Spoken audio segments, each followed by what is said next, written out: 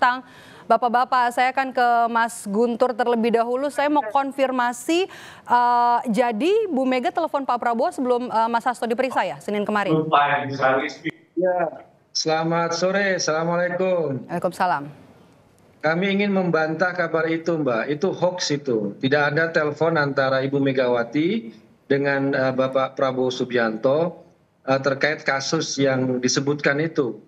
Jadi berita itu atau informasi itu atau yang kami sebut sebagai hoax itu benar-benar merugikan karena seperti yang saya sampaikan 1 hari sebelum pemeriksaan Mas Hasto di gedung KPK, kami juga sampaikan kepada wartawan bahwa Sekjen PDI Perjuangan itu siap dengan segala resiko akan hadir ke KPK, sudah menyiapkan secara fisik dan psikis ya terkait pemeriksaan oleh KPK, meskipun kami tetap yakin bahwa kasus ini kan lebih ke soal politik ya, bermuatan politik daripada kasus hukum.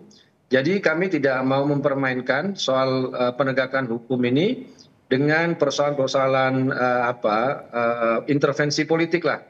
Jangan seperti yang disampaikan oleh Effendi Simbolon yang menurut pengakuannya bahwa selama Jokowi menjabat kan katanya membantu Mas Hasto, tapi kan ternyata kan tidak, bahwa kasus Harun Masiku itu tetap digoreng-goreng hingga saat ini dan itu menjadi semacam pembentukan opini yang jelek lah bagi Sekjen PDI Perjuangan dan Partai PDI Perjuangan. Jadi kami ingin membantah berita telepon-teleponan antara Ibu Megawati dengan Pak Prabowo terkait kasusnya Mas Hasto. Begitu. Lalu sikap Bu Mega soal pertemuan dengan Pak Prabowo tidak akan bertemu atau bagaimana?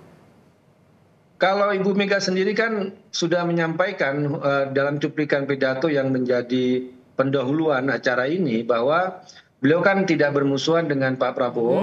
Kemudian kalaupun juga berbeda hingga saat ini, PDI Perjuangan berada di luar pemerintahan, tidak di dalam. Tapi menurut Ibu Mega sendiri, ini kan bukan dalam bentuk oposisi. Karena dalam sistem kenegaraan kita, sistem presidensial kan tidak dikenal istilah oposisi dan koalisi. Tapi berada di luar pemerintahan atau ada di dalam pemerintahan.